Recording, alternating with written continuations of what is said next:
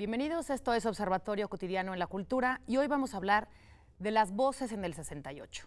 Vamos a hablar de las voces que no son las dichas por los intelectuales, por los autores, por los historiadores, sino que están en la memoria, en la voz, en la emocionalidad de lo que se dice. Me acompañan para ello Benito Taibo, que además de ser un buen amigo, es el director de Radio Universidad.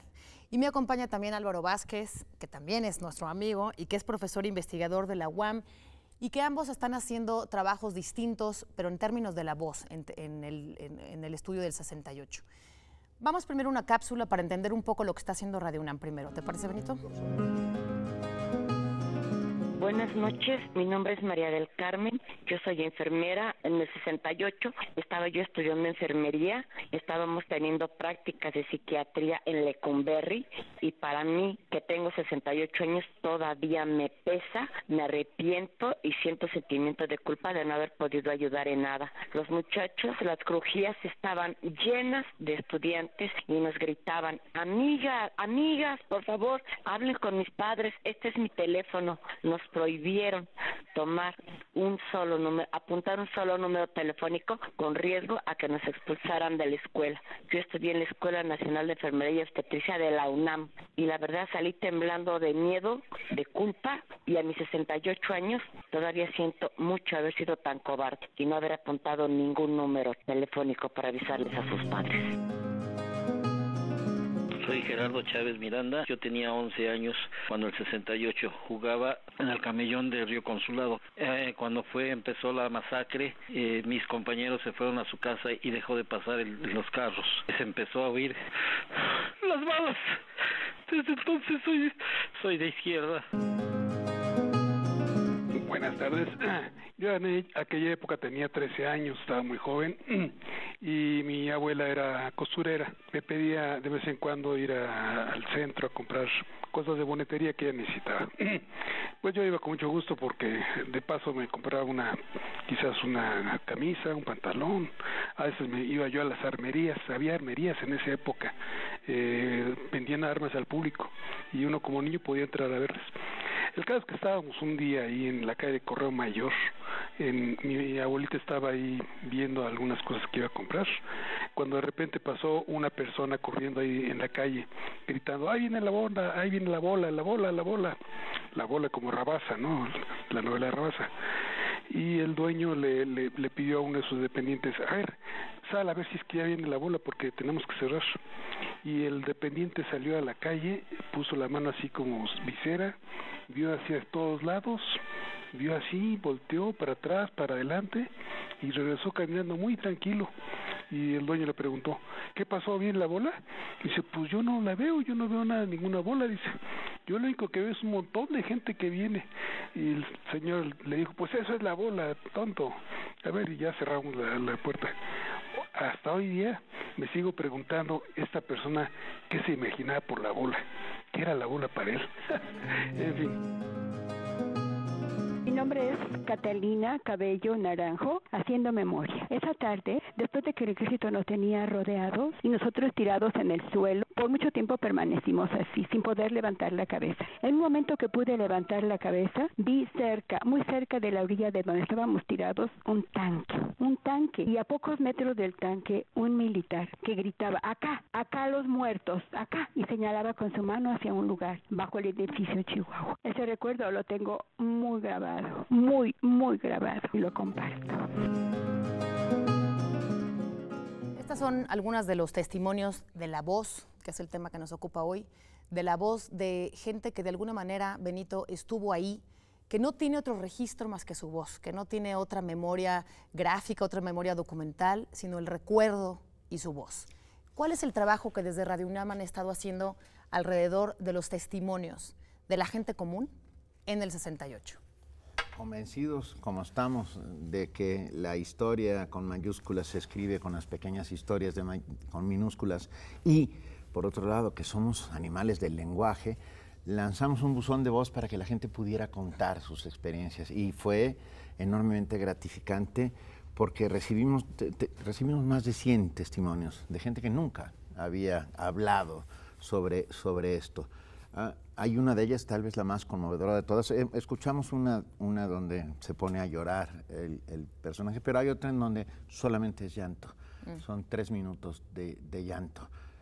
Habla de la rabia, de la impotencia. ¿Por qué nos parecía importante dar el micrófono a todos aquellos que nunca lo habían tenido? Por la imperiosa necesidad de poder contar, de acabar de dibujar el lienzo en el que están cosidos nuestros recuerdos sobre esos momentos que sin duda cambiaron el rumbo del país de muchas maneras. Estamos, la verdad es que muy contentos de cómo fue recibida esta iniciativa y cómo la gente se ha acercado a contarnos todo eso que de otra manera se hubiera perdido en los anales del olvido. Cuando rescatamos o cuando acudimos a la memoria política como un evento que fue político, como el 2 de octubre, Álvaro, y en general toda la reconstrucción de la memoria del 68, acudimos generalmente a registros que están elaborados por intelectuales, por periodistas, por cineastas, por literatos, que de manera, vamos a decir, profesional, declaran, arman, reconstruyen. Pero ¿dónde está la otra memoria? Y quiero, además de darle voz a las voces que ya Radio UNAM le dio a través de los micrófonos abiertos que puso para la gente de a pie, como decimos, tú tuviste la experiencia de entrevistar también a quien de manera oral te dijo lo que ya había dicho de manera escrita y que en la voz encontró también la emocionalidad que no se encuentra en lo escrito, ¿no es cierto? Así es. Me imagino que te refieres a la experiencia del Memorial del 68, que se inauguró en 2007, ya hace más de 10 años. Ahora el memorial se está renovando. Se hicieron para ese memorial 57 entrevistas.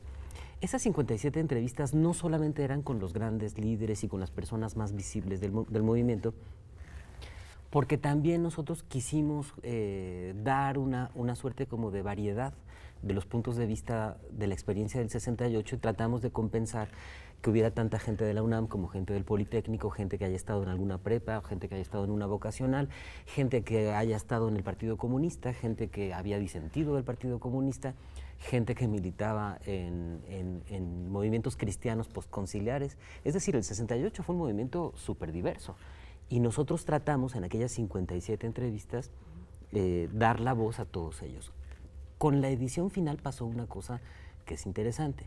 Quedó seleccionada muchas veces la voz de los grandes dirigentes, muchas veces por la capacidad que tienen de síntesis, de armar un discurso rápidamente, un discurso fácil de poner en un documental que tú puedes decir en 27 segundos qué fue lo importante de la manifestación del silencio, pero también hubo el testimonio de los anónimos. Eso fue muy importante y a través tanto de los importantes como los que habían formado parte de las bases y de las brigadas, en ambos tipos de testimonios había una cosa que era muy importante, que era la emoción.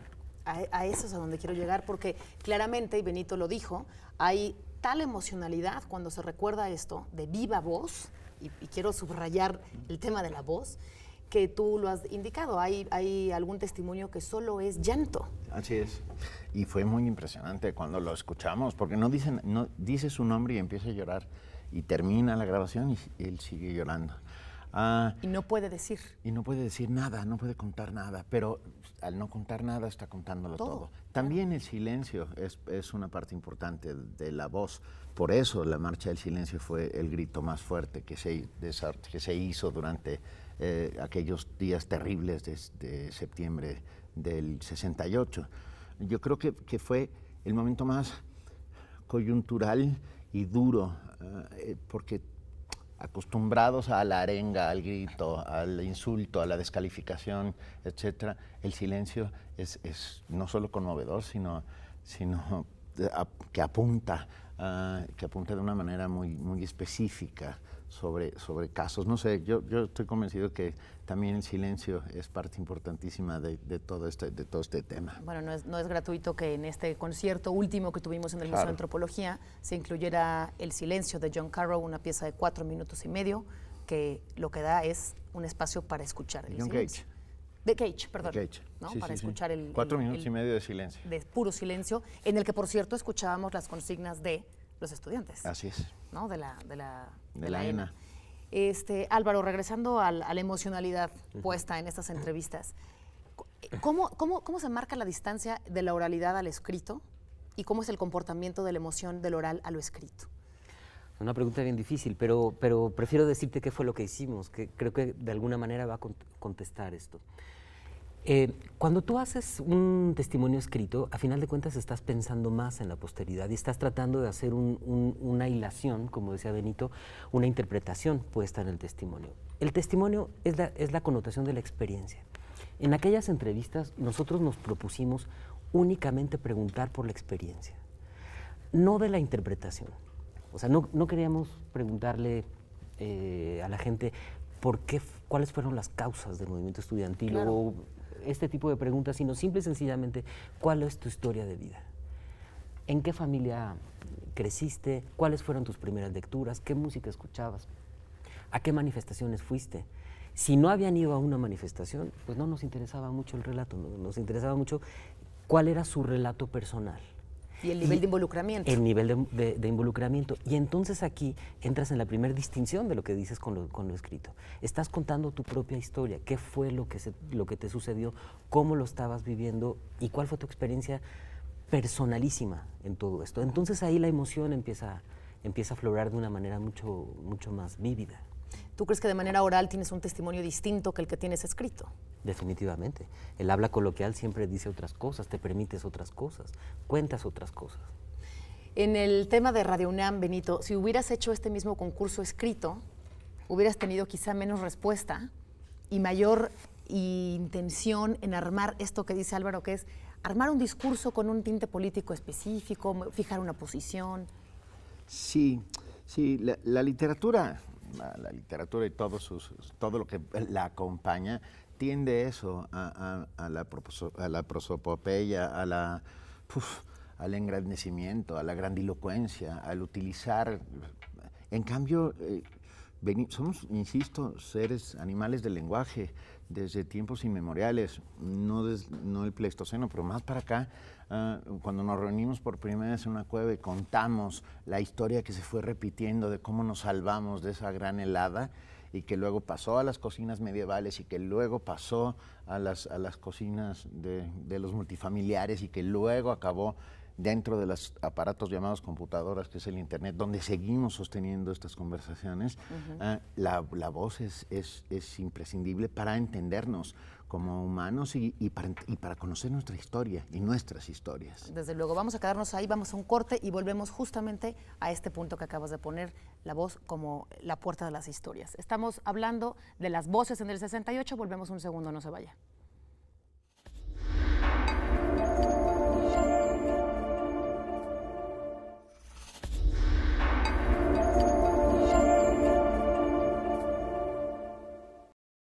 Estamos de vuelta en Observatorio Cotidiano en la Cultura, hablando de las voces del 68. Vamos a escuchar otras cápsulas más que preparó Radio UNAM. Soy Pedro Barajas.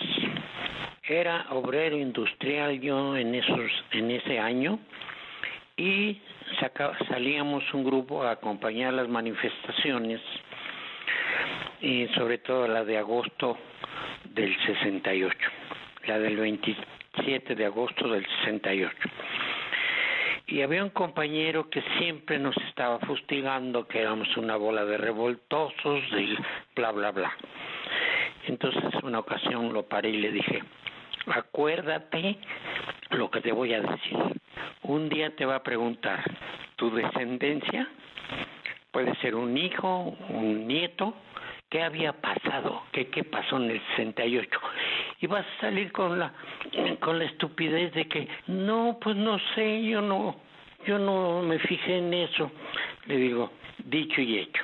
A los 3, 4 años fue a verme otra vez y me dijo, compañero Barajas, quiero que me dé material del 68 porque a mi hijo le dejaron una tarea sobre el 68. Esa es mi aportación. Era un niño de 11 años y trabajaba de mandadero en un taller de joyería.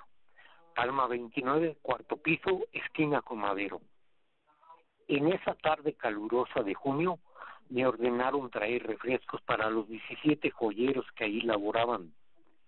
Con los envases en una palangana me dirigí a la tienda en la calle 5 de Mayo. Y al cruzar Madero escuché a lo lejos un extraño murmullo. Compré los refrescos, ya de regreso sobre Palma, casi al volver a cruzar Madero, el murmullo ya era claro. Gritos de cientos de muchachos y el golpe de los cortinazos metálicos de las tiendas. Me emocioné al ver a los muchachos con sus libros y contento me abro paso entre ellos. Cuando de repente veo a policías y granaderos golpeándolos. Corro aterrorizado al edificio del taller y logro entrar porque el conserje me ve y tras de mí varios de los muchachos entran. El conserje y yo subimos al elevador, pero los muchachos corren escaleras arriba y son golpeados al igual que las señoritas del primer piso de la Academia de Taquimecanografía. Del taller y de otros edificios avientan toda clase de proyectiles a los policías con sus respectivos insultos.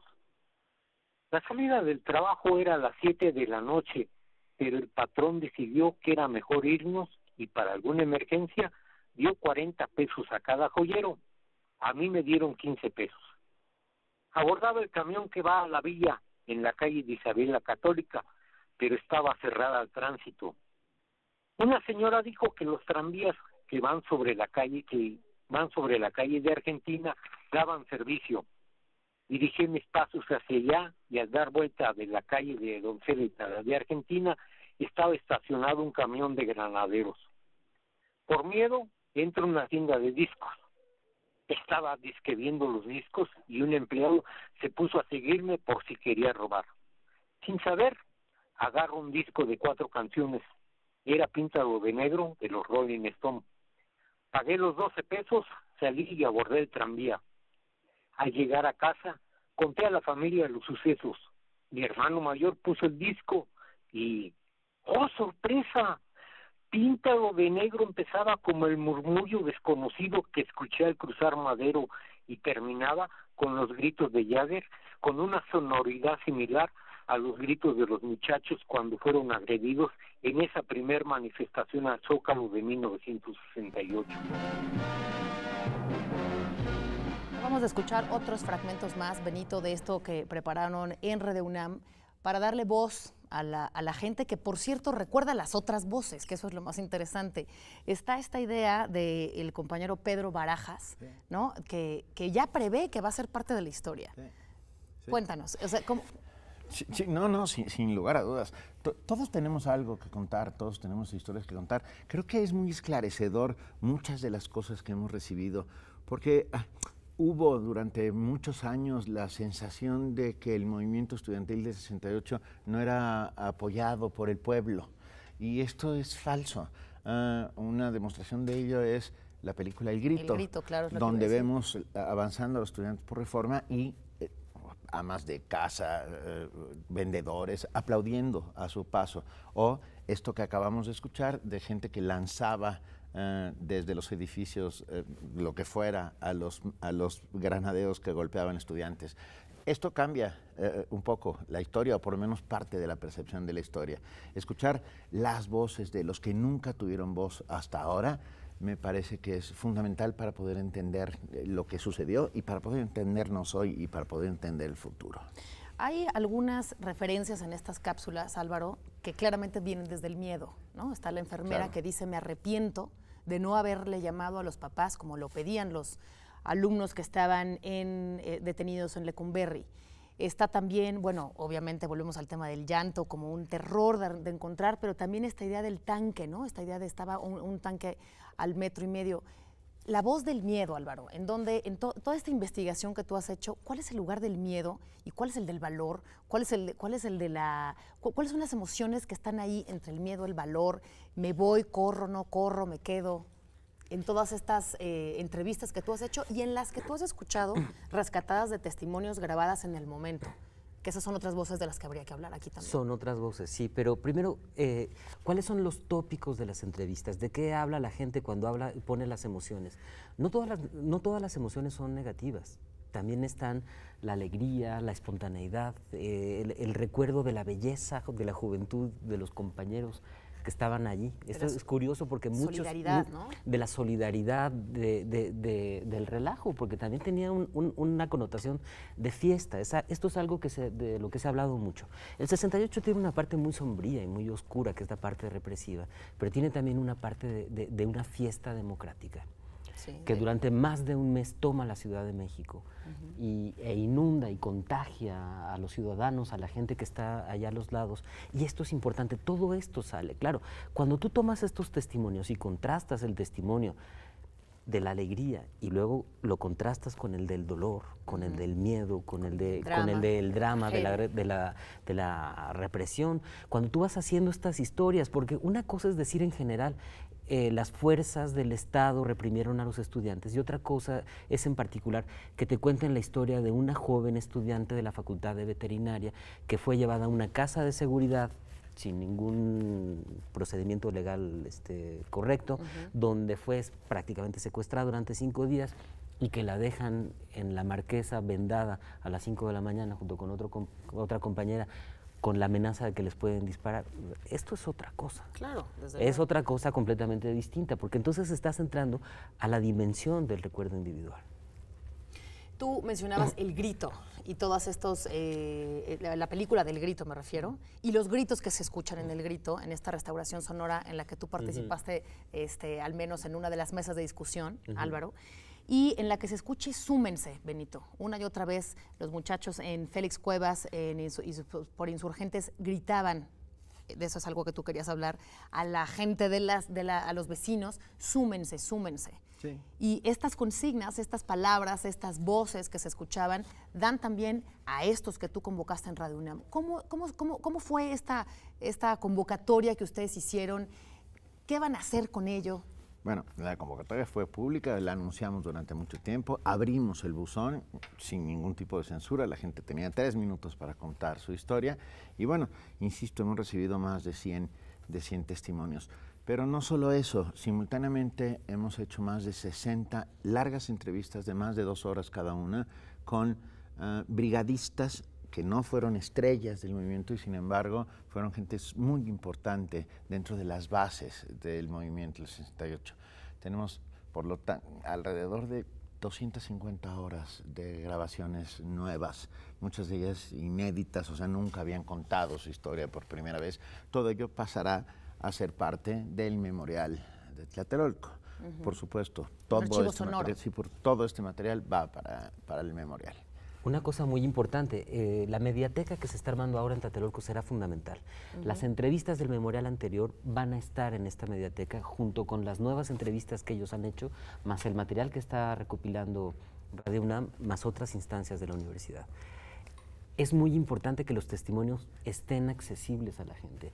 Si tú generas un documento, pero el documento no está accesible, pues no tiene ningún sentido. La importancia es la difusión y hacer plataformas para que se visibilicen. O sea, que es también el tener acceso y la divulgación, ¿no? Claro. Pero el acceso no siempre lo fue, Álvaro.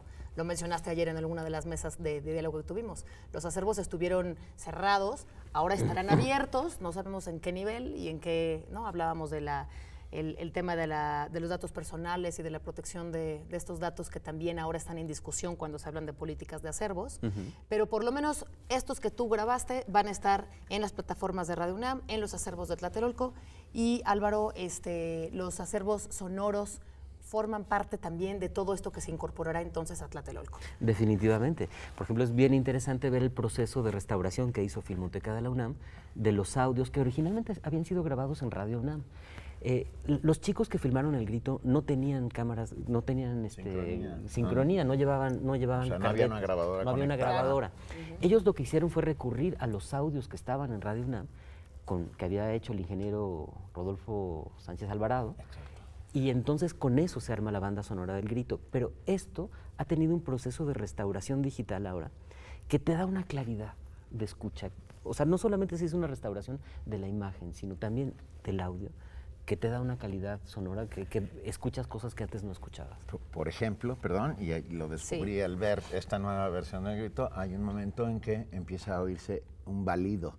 O sea, ve. Claro, cuando les gritaban. Son los burócratas a los que obligan a hacer el desagravio por la toma del Zócalo. 28 de agosto. Exacto. Y al momento en que los obligan a marchar al Zócalo, ellos balan como borregos diciendo, estamos aquí obligados. Esa es esta cosa tan aparentemente nimia que es escuchar este balido hecho por personas, le da una enorme importancia histórica al documento en sí mismo.